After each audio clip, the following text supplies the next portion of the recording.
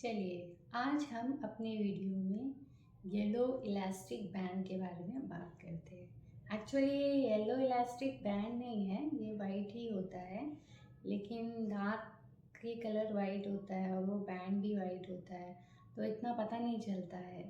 तो ना पर एक हफ्ते में जब आप खाना वाना खाते हैं तो शायद हल्दी की वजह से वो जो वाइट रबर बैंड है इलास्टिक वाला वो येलो में चेंज हो जाता है।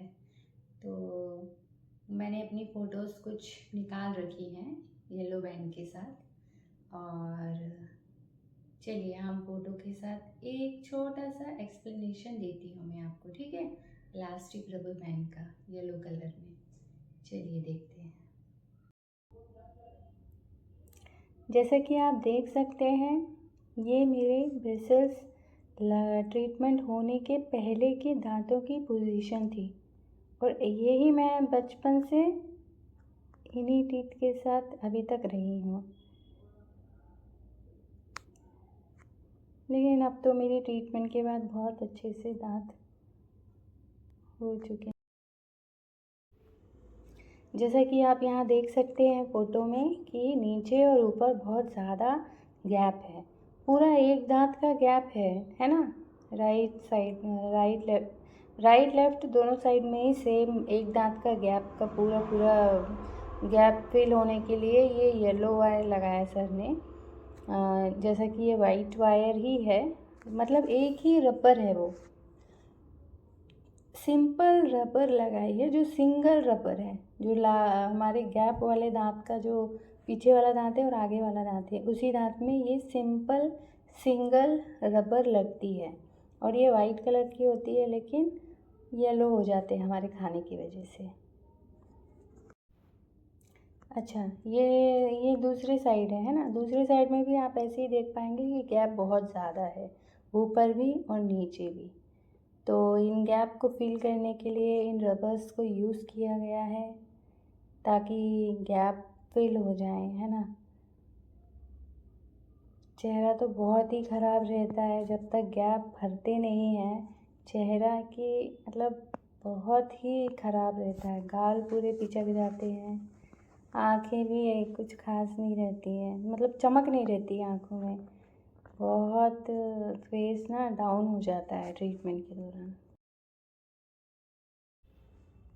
तो आप देख पा रहे हैं ना कि सामने के दांतों में किसी प्रकार का गैप नहीं है, और सामने के दांतों में फ्रंट ऊपर वाले अपर टीथ में ना पावर चेन लगी हुई है, लेकिन नीचे के टीथ में पावर चेन नहीं लगी है, क्योंकि ना नीचे के टीथ ना भर चुके हैं, जो भी गैप था ना वो फिल हो चुका है, जिस वजह से पावर चेन लगा नहीं है। सामने के दांतों में अब तो कोई गैप रहा नहीं है, पावर चेन की वजह से सामने के जितने भी छोटे छोटे गैप थे वो सारे फिल हो चुके हैं। देखिए पूरे गैप फिल हो चुके हैं। अब ये फ़ोटो लास्ट की है जब मेरे गैप फिल हो गए थे, पूरे दांत अलाइन हो चुके हैं, बस मेरा ब्रेसेस ऑफ होने का टाइम था, सबका ये फ़ोटो है। आप देख सकते हैं ना नीचे के पूरे दांत पूरे अच्छे से अलाइन हो गए हैं, कहीं कोई किसी प्रकार का गैप नहीं है, पूरे गैप फिल हो चुके हैं। तो आप देख सकते हैं नीचे वाले टीथ का गैप अच्छे से फिल हो चुके हैं। अब अपर टीथ के गैप बचे हुए थे, धीरे धीरे ट्रीटमेंट के दौरान अपर टीथ के गैप भी फिल हो चुके थे, और फेस तो ट्रीटमेंट के दौरान 2 साल ही बहुत ख़राब दिखा है, और फ़ोटो भी मैंने खींची है, पर फेस की जो हालत हुई है ना, फ़ोटो खींचने लायक तो रहा नहीं मेरा, क्योंकि मेरे गाल आल सब पिचक चुके थे।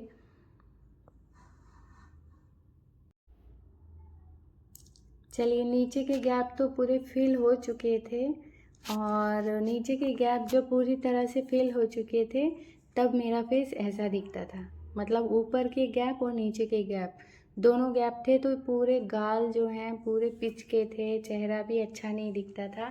पर जब नीचे वाले टीथ का गैप पूरा फिल हो गया ना, तब ये चेहरा ऐसा दिखता था। अभी भी मेरे चेहरे पे अभी भी इस टाइम में जब ये फ़ोटो आप देख रहे हैं ना, मेरे ऊपर के जो अपर टीथ के गैप है ना, वो फिल नहीं हुआ राइट और लेफ़्ट का। सिर्फ नीचे ही लोअर टीथ के ही दांतों का गैप फिल हुआ है। और फेस देखिए, चेंज भी आया है और अच्छा भी लग रहा है। आप देख सकते हैं कि फ़ोटो में कहीं से भी नहीं लग रहा है कि मैंने कोई ब्रेसेस ट्रीटमेंट लिया है ना? मतलब फ़ोटो में ऐसा नहीं दिख रहा है, क्योंकि ना ये जो जॉ लाइन है और हमारे गाल हैं पिचके हुए, हर चीज़ ना बिल्कुल ऐसे मतलब चेहरा बिल्कुल सूख जाता है ब्रेसेस के दौरान। पर जब मेरा नीचे का लोअर टीथ का पूरा गैप फिल हुआ था, तब मेरा चेहरा ऐसा दिखने लगा था। तो मैं बहुत खुश हुई थी और रिज़ल्ट तो बहुत अच्छा आया है ब्रेसेस ट्रीटमेंट का। अब ये देखो, ये फ़ोटो तो मैंने अभी ली है ना? आप पिंक फ़ोटो को और ये वाली फ़ोटो को अगर कंपेयर करेंगे तो बहुत ज़्यादा चेंजेस दिखेंगे, है ना? क्योंकि ना यहाँ पे पूरा ब्रेसेस खुल चुका है, पूरा ट्रीटमेंट हो चुका है, सारे गैप फिल हो चुके हैं, मेरे गाल भी भर गए हैं जो पिचके हुए थे। और अभी पहले से तो बहुत ही अच्छा स्माइल ट्रांसफॉर्म हुआ है और मैं अपने ट्रीटमेंट से बहुत ही खुश हूँ। देखिए, अगर आप लगवाना चाहते हैं ब्रेसेस या फिर लगवा चुके हैं, तो ना आपको सिर्फ ओरल हाइजीन पर ध्यान देना है और अच्छे से अपना ध्यान रखना है ना? सफाई का, अगर कुछ आपको प्रॉब्लम हो रही है मसूड़े में या फिर कुछ छाले वाले हो गए हैं या फिर आपके गाल कट चुके हैं, कटे हैं, तो हर चीज़ का ना आपको ध्यान देना पड़ेगा।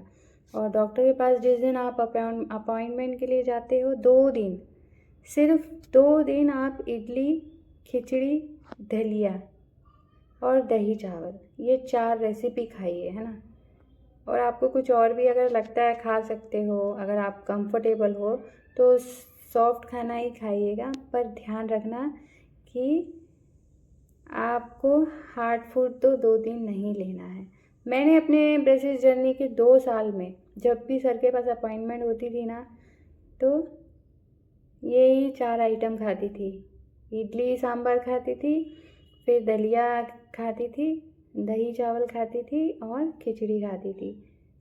देखिए, ब्रेसेस जर्नी में डॉक्टर आपका क्या ट्रीटमेंट करते हैं, क्या क्या स्टेप्स होते हैं, कैसे कैसे 2 साल तक सर कर ट्रीटमेंट को लंबा खींच देते हैं, ये सब ना मतलब बहुत सारे क्वेश्चंस आते हैं माइंड में। पर ना जो हम जब करवाते हैं ना, जब हमें एक्सपीरियंस मिलता है, तभी हम लोग को समझ में आता है ना? बिना हमको किसी का मतलब मैं जैसे कि नेगेटिव बातों में नहीं आना। मेरा ब्रेसेस के पहले तो बहुत सारा था, किसी को भरोसा नहीं था कि दांत 4 निकाल दिए हैं, 4 दांतों में इतना ज़्यादा गैप है। अगर 2 साल भी ले लें तो भी कहाँ भर पाएगा 2 साल में भी। हाँ, 1 साल में नहीं भर पाएगा, 2 साल में नहीं भर पाएगा करके घर वाले और जो रिलेटिव्स आते थे वो सब क्या कहते थे कि कहाँ हो पाएगा भैया, पूरा एक दांत का है गैप, 4 दांत को फिल करना है, कैसे हो पाएगा 1 साल तक, 2 साल तक। हाँ, डॉक्टर तो कुछ भी कहेगा ये वो। तो ना नेगेटिव नेगेटिव से बिल्कुल ही दूर रहना, नेगेटिव बातों से। क्या होता है ना, आपके ब्रेसिस जर्नी में ना आपको ना खुश रहना बहुत ही ज़रूरी है।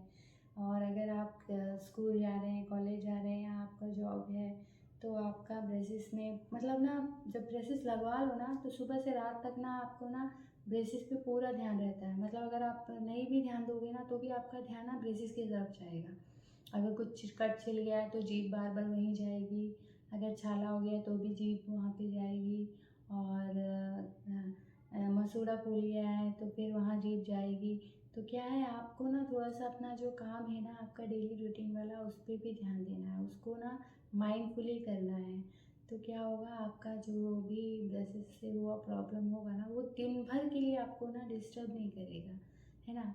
और सुबह और शाम 2 टाइम ब्रश करेंगे अच्छे से, और गुनगुने पानी से नमक का कुल्ला करेंगे और अच्छे से स्लीप लेंगे, कोई दिक्कत नहीं जाएगी। बस डॉक्टर के पास जब अपॉइंटमेंट हो ना, वो 2 दिन बहुत ही केयरफुल रहना और कोशिश करना कि ज़्यादातर जो पहला दिन हो आपका फ्राइडे या सैटरडे मतलब देख लेना, क्योंकि स्कूल हो, कॉलेज हो या जॉब हो, फ्राइडे सैटरडे अच्छा रहता है आपका, क्योंकि आपको 2 दिन आराम करना है।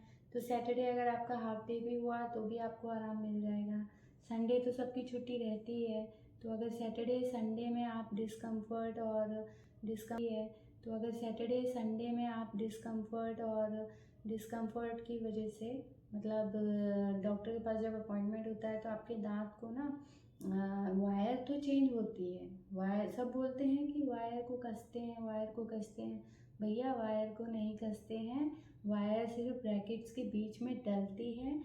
आपके दांतों में सिर्फ rubber band, elastic rubber band को यूज़ किया जाता है और उन बैंड से ही हमारे को मसूड़ों में, दांतों में टाइटनेस फील होती है। और उसमें भी ना ऐसे असहनीय दर्द नहीं होता है, बिल्कुल टाइटनेस ना, बिल्कुल खिंच रहा है ये चीज़ यहाँ पे ऐसे, इस तरफ से इस तरफ से, और ये 4 दांत जो है ना यहीं पे फील होता है कि ये खिंच रहा है, ये पूरा ऐसा अंदर की तरफ ऐसे टाइट लग रहा है। वो अलग ही लगता है, लेकिन वो 2 दिन रहता है। 2 दिन अगर आप लिक्विड फूड लेते हैं, अच्छी नींद लेते हैं ना, तो बस बस कितना भी हो आपका टाइम, 1 साल का हो, 1.5 साल का हो या 2 साल का हो, आप टाइम टू टाइम ट्रीटमेंट कराएं। अपना अपॉइंटमेंट जिस दिन हो उसी दिन जाएं। देखें कि ज़्यादातर आप सैटरडे और संडे आराम करने के लिए देख लीजिएगा एक बार, है ना, कि अगर फ्राइडे शाम को भी आप जाके अपना wire change, elastic bands change कराते हैं ना, तो आप सैटरडे संडे रेस्ट कर सकते हैं। तो ऐसा आप अपना कंफर्ट भी देखना, क्योंकि अगर आपने ट्यूसडे, वेडनेसडे, थर्सडे इस टाइप से अगर किसी दिन लगवा लिया इलास्टिक बैंड, डॉक्टर से अपॉइंटमेंट लेके, तो फिर नेक्स्ट डे आप जॉब में जाना है, स्कूल जाना है, तो कैसे जा पाएंगे? रात भर तो आपको नींद भी पूरी नहीं हुई है, तो आप पूरे दिन ना डिस्टर्ब रहेंगे। तो कोशिश करना कि सैटरडे संडे आपका कुछ तो ऐसा फंसे कि ट्रीटमेंट के बाद आप वो 2 दिन खासकर आप आराम कर पाओ, है ना। अगर नींद डिस्टर्ब भी होती है ना, क्या होता है 2 दिन जब आपके निकल जाते हैं ना, तो फिर आपको रिलीफ मिलता है, नींद भी अच्छी आती है, भूख भी अच्छे से लगती है, तो ये टाइटनेस भी ज़्यादा नहीं लगता है।